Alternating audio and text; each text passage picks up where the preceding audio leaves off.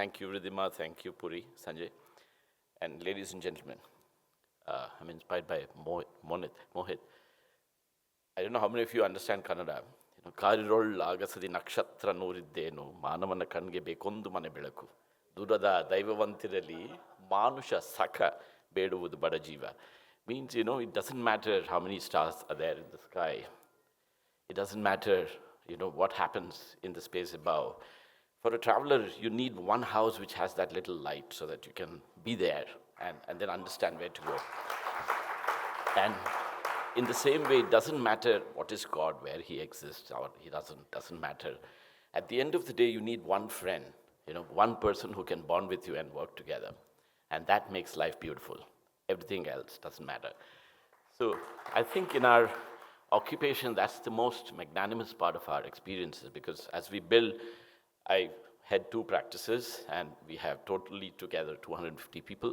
So the work you see here is about bonding, is about how we all work together, not just about the architects who work with us and collaborate, tell me what I do wrong and what I do right, but also about construction people, the whole engineering, fraternity and everybody else that makes this happen. So I choose the word chameleon because we have a whole process. There is context, there is a site, and there is a culture, and there is people. And then we start making conversations, and in that whole process and program, we adapt, we change, we morph, and then we bring together what we can build together as what it happens. And in that sensibility, it's not about trying to hold consistency as a parameter, but it's all about how we can make do what can be done eventually. This is our little studio. It's around in the south of Bangalore. So it was an old building which was built almost around just pre-independence. So we didn't want to demolish anything, and I promised myself that I won't put any debris outside, I won't remove anything from the site. I'll only use recycled materials, and we managed to build with 3rd recycled content, 5 floors, all completely in timber and steel as a composite structure. The floors are all in timber, and only the final roof was done with precast concrete, where a lot of fly ash content was included, and we could manage to get an amphitheater on top, which is 150 capacity, and we host jazz concerts as and when we can. So the whole studio, in a way, became an example, including the elevator, which is 65 years old. So we had to pull back everything in little pieces. This is a whole sculpture made by a very dear friend of mine in driftwood. And all the material compositions that we tried to envisage in making this kind of a building or a structure was to become an example to reuse, less use, reduce use, and recycled use. And the space also becomes a position of inspiration as to how you will actually experience a space or workspace or be inspired to do what you do every day in the way we can. As an extension to that, this was a building that was built in 1888 by the British. And when we were commissioned to start working with Bowring Institute, it was completely in shambles. The whole place had become a kind of a narcotic space. There were brokers and people of all kinds of occupation interests were coming in there and hubbing. So we managed to remove everything almost in the foreground and restructured this building back to its glory, brought in a whole interior space of experience which went back to some sort of a notional tradition of a Hindu Sarsenic or a kind of a Raj or a British Indo kind of a culmination, so that even in its modernity, there was a certain voice of what it meant to be in the state or where it came from and what it will become eventually. So the space was pulled back with all the material that was available, and we managed to add 250,000 square feet annex buildings on the perimeters, which was completely built out of timber. These are 14.5-meter span veranda spaces, and it's all built out of a wood called bangkare, which grows primarily in Indonesia and doesn't weather at all, and they have great strength and feasibilities. The architecture and the structure went back to the Madras roof, but everything was re-expressed in the sense of modern context, and it was rebuilt and recreated as an idea of that experience. Another project which we built for the PS University is also a kind of an experience of what a large campus, almost a 1.5 million single building campus can do, which has 5 basements, and there are 4 badminton courts plus basketball courts in the lower ground. And how do you make the ground and the experience of the large courtyard and spaces work very well for people gathering and student gathering, and how you can put them all in different levels and terraces where you have 5,000 to 6,000 people, students working within this kind of an environment, be available and have a lot of huddle spaces that they can create discussions and be part of that academic experience. Uh, United Phosphorus is a Bombay building. This was built in the heart of Bombay, almost Thane zone. When we started working with Jai Shroff, when we presented, the whole idea was to create some sort of an iconic building which could be repeated in 7 different countries as a part of the symbol of their own urea, the R&D center and the administration kind of a block. So we started looking for a language, and it was very important to create a thermal envelope so that there is a secondary wall which would tend to bring in maximum amount of light at the same time shade. So what you saw in the previous slide or this slide is all bricks which is made like a necklace bead. It's literally woven vertically through a cable line and twisted to form like a huge screen. And some part of the structure was again made out of stretch metal mesh. But the whole idea was to create a green spine all on the perimeter and at the same time create a shading element that would protect the building from thermally to the kind of heat ingression that you would expect out of Bombay. And though the building partly is up to 2.4 meters all glass, but at the same time, there was maximum amount of daylight, and this allowed the whole space to work very effectively. Another project which we built in the space of Pune for KPIT, there were clients whom we have worked for many years, was the one large facility which could house 1,500 people on a flat space auditorium. So we came up with this composite structure using brick and concrete to form one single span dome that could literally host a large event space, whether it's pre-function, it's the main auditorium space, or the back door functions. It could host concerts, it could host cultural events, and it had a huge amount of foreground against the landscape, which could also host tea ceremonies and outdoor indoor kind of events.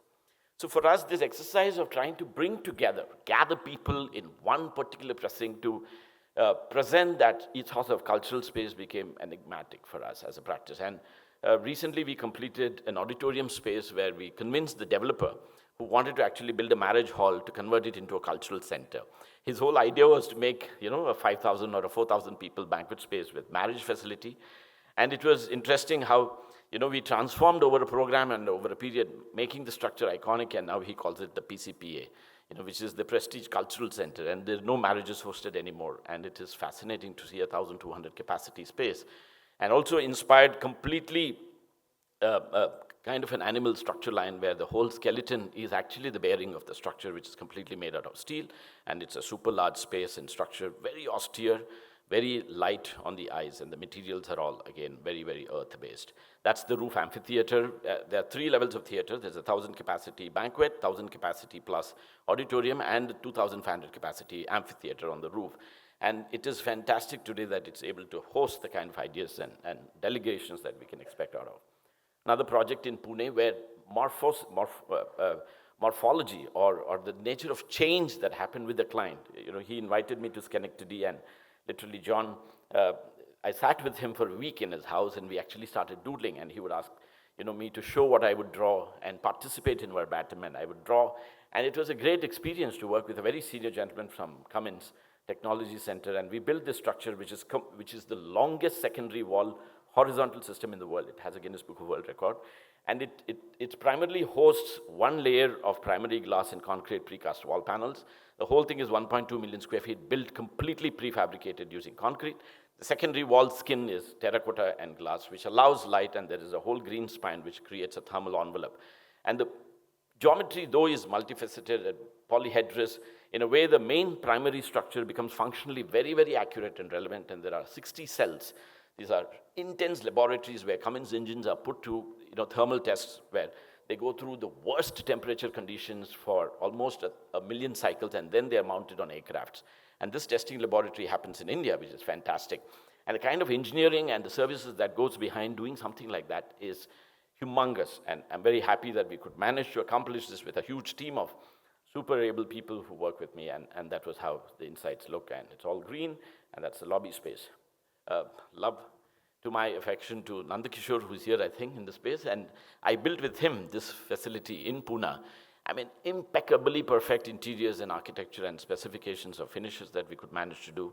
We used to collaborate every second week, every week, make conversations with the construction team to understand how it should be built, learn from his experience, shared our experiences, and this is what we built as a laboratory, and which has now become like a park. The client was so impressed with the whole surroundings and landscape and the way the building becomes completely transparent to the outdoor, that it was called as a Lupin Park. And also he's now mostly worried because more people want to be in the outdoors in the garden rather than sit in their cubicles and offices and work.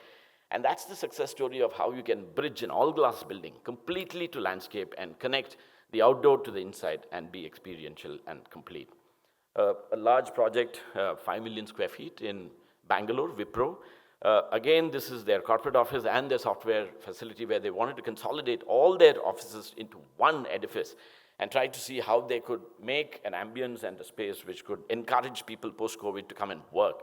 They're still trying hard. I'm not saying architecture resolves all the necessities and aspirations of what you want to do, but it is possible to look at an architectural space which is completely bare concrete, completely bare brick.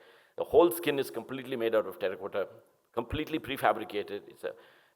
All the wall panels are precast concrete panels erected up, and it was a lump sum contract, which means that our office could manage to do 100% drawings, give the contractor one set of 2,800 drawings and give one number as a quote. So it is possible to do this kind of a structure where there's no ambiguity of any information or detail before the construction activity actually starts. So that's the scale of the building. There are terraces, and it's completely layered in such a way that traffic moves at a different layer and pedestrians move at a different layer. They never meet each other at any point of time. So that becomes very, very effective in its conundrum of how it occupies and presents itself to a large 40,000 capacity campus for people to habit and live and happily. Another project which is completely out of the blue, where modernity was the point of expression because Bajaj was trying to explore a possibility to build new cars or new auto rickshaws. And you see them now, the electric ones, and they also wanted to build new ideas of how they could think of transportation. So this was an old building which was built almost around 65 years ago. So we managed to pull back the building. Though Mr. Bajaj wanted it to be demolished, we convinced him that we can use the same space and build a complete modern expression of experience within that could also inspire the people who are scholars and automobile research specialists who could imagine and build something like that. And this was one of the first radiant technology spaces that we could manage to build out of Pune office. It's not just about scale, not just about building very large buildings. How do you program this to the simplest house? This is like a 60 lakhs or a 70 lakhs house that we built as part of the civil work, including all the interiors. It went up to 1.8 crores. This is for a dear friend of mine in South Bangalore. And how do you still program and engineer possibilities of such aspirations, possibilities of the same sensibilities of what we call responsible kind of architecture? If I can assume that it is as what I would define it to be, then it is possible to bring such conversations into houses. This is a house which we built for the head of American Airlines, again in south of Bangalore. The whole thing was again built partly with waste and partly with recycled content, but he could manage, even though he's 67 years old, we managed to build his spent space on the second floor, and he could manage to climb through the landscape to go up to the roof line and be part of the house. And all the memories of what he had saved over the last 60 years from his great-grandfathers was put back together to bring that experience right. Another space that we built for the chairman of Infosys, which is called for Shibulal, this is also in North Bangalore, again an experiential kind of an idea. This is, somebody mentioned about 30, 40 houses that we see in Bangalore. This is a very, very small property. Another home that we built for a client, and again, it is important to spatially recognize and experience this kind of a position so that the client enjoys and reverberates with what we present to them. Sometimes we have to be extremely optimistic. National Gallery of Modern Art is an example where the government of India commissioned us first to actually demolish the Manikivelu mansion, again built in 1888. But we managed to convince the government. Ambika Soni used to be the head of tourism operations at that time. And we managed, after that, after her was Maneka Gandhi, and we managed to convince them not to demolish this building and pull it back together and made the permanent collection and did extensions to the same facility in the same proportions of compositions of how those veranda structures existed, and to create a parallel as a mirror line on a large water scale. And that became a conversation between what was new and what was old, but in the same proportions and geometry of making, and there was the permanent collection and there was the temporary collection. So this whole kind of an idea of how you bring back heritage and present back to the city so that the next generations will still live and experience. Yesterday, Dheeraj showed another structured part of this campus. I've been working on this project since 2002. We won this as a competition, 25 acres in, again, in heart of Andheri, Bombay. And it was something that I take pride because we literally lived through this project for 25 years and not get fired. And we are still doing another 5 structures for the Nedlon family. And it is fascinating how in Bombay that you can build a 140-meter tall tower completely in terracotta. It is very, very important to wedge and tell the people that it is not that you have to ape something that becomes parallel as what we call, or we like to call, international architecture, or a timeless way of building, and build everything in glass. So we could manage to convince the client that it is important to hold 18% of fenestrations only as transparent glass, and the rest of it is all made out of clay. And when I drive around that space, I still take pride. It does look very unique. It's got a big garden, and all that is actually piss water, and water coming from the toilets, recycled, resurfaced, aerated, put back into the toilets. And it's got the largest recycling plant, and the great pride is Rahul, who's the head of this operation, got married in those lawns right in front of that water. So it is possible to create that 800-meter long waterscape and still bring the qualities of energy efficiency that we all aspire as part of the project.